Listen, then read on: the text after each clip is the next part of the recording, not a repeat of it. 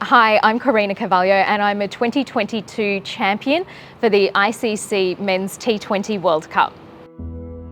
I came to Australia as a 4-year-old from Sri Lanka. Our family left after the riots in 1983, the Colombo riots. And so I was very young, I was 4 years old. So it was, for me, growing up in Australia is basically, that's all I knew. We kept in touch with family, we went back to Sri Lanka as often as possible, but I always just considered myself an Australian.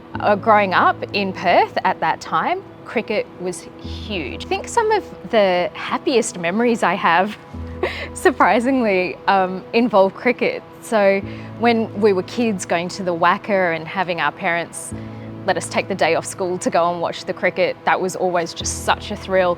And you know, you can still do this today, but when you're a kid hanging over the boundary and talking to the players, I mean, those were just moments as like a 7 and 8-year-old where you were like, oh wow, I'm having the best day of my life right now. Australia in the mid 1980s when we moved to Perth was very different Australia to what we see now. And so I had my group of friends and the people that you'd see on television and what you'd see in magazines. It was very much a blue-eyed, blonde-haired aesthetic, and that was what you aspired to. That was what was considered beautiful.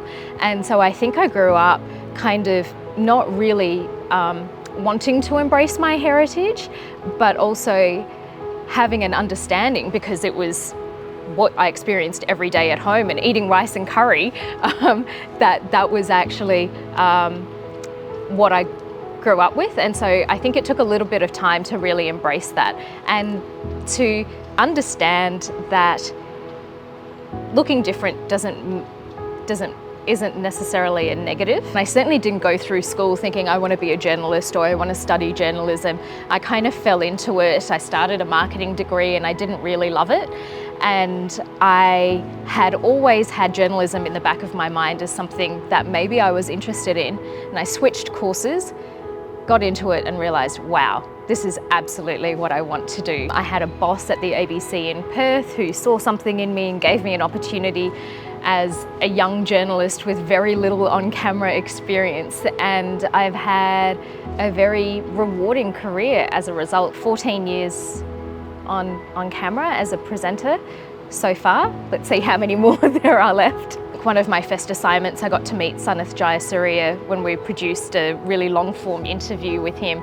And then when he found out that I was Sri Lankan, they were having a big Sri Lankan cricket team event in London that weekend, and he invited me along, and I took one of my Sri Lankan cousins who's English along with me, and we just had this brilliant time and met the Sri Lankan cricket team and met all kinds of people from the Sri Lankan diaspora. You can cover and speak to all of the important people in the world, and you can speak to politicians and prime ministers and actors and famous people, but for me it's always when you speak to everyday people about the experiences that they've had. So whether you're talking about the Taliban coming back into power in Afghanistan and the refugees fleeing that country in Australia, giving them humanitarian visas, speaking to some of them who've made that transition where they've left literally with a backpack. And when you speak to people like that, you realise what's at stake and how fortunate you are to live in a country like Australia, to have grown up here, and all of the opportunities that you've been afforded, and just how difficult it is for so many other people. And it's the same thing when I've spoken to people in Ukraine, and we've kept in touch with some people over the course of the war, and what they tell you from week to week or month to month about what they're experiencing in their country. And I think there is something that resonates with you. And I know that when the war first broke out in Ukraine and I was speaking to my mum about it, and knowing what my parents and my family experienced in leaving their homeland of Sri Lanka to come to Australia for a better life. And she said that when I was interviewing people about their experiences of the war in Ukraine, it was bringing up for her a lot of the things that they experienced when they left Sri Lanka because of what our family went through in the riots in 1983. And I think that for a lot of people, they can relate when you speak to real people about what's happening in their lives and these traumatic events where their lives, their country will never be the same again. And so for me as a journalist, to be able to bring that to an audience, I think is a real privilege. And those are the conversations that I remember the most. Those are the people that I want to go back and speak to again and again. And I think those are the interviews that people resonate with the most. The thing about Sri Lankan people is it doesn't matter where you encounter them in the world, the one thing that you will always get is how hospitable they are. So they're so welcoming. They absolutely love their cricket, so you can kick off a conversation very, very easily with anyone from Sri Lanka by talking about the cricket. And they love food, and they always have a smile on their face. And so it doesn't matter what sort of troubles the country is going through, Sri Lankan people are always just so incredibly happy and hospitable. I think it'll be a really exciting time for two countries in particular at the World Cup, and that will be Sri Lanka and Afghanistan, because both of those countries have been through such difficult times recently.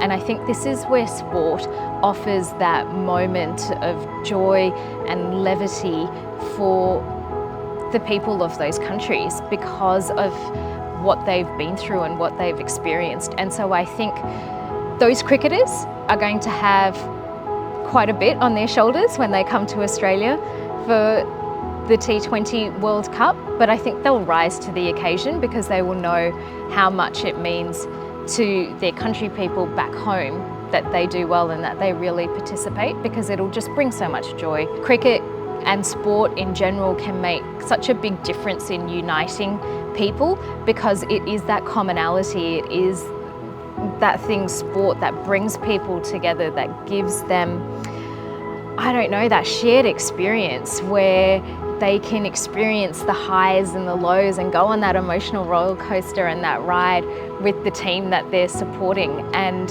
that's one of the beauties of sport, and I think that's why I love it so much. I often say that I'm a frustrated sport reporter and that I wished that I had taken the sport route rather than the news route. But I just love the power of sport to bring people together and to unite them. And so I think as someone who wasn't born in Australia but grew up here, that this is an opportunity for me to be involved and give back in some small tiny way to Australia, but then also to the multicultural community that loves sport and loves cricket in this country. And any way that I can do that, I'm so happy to be involved.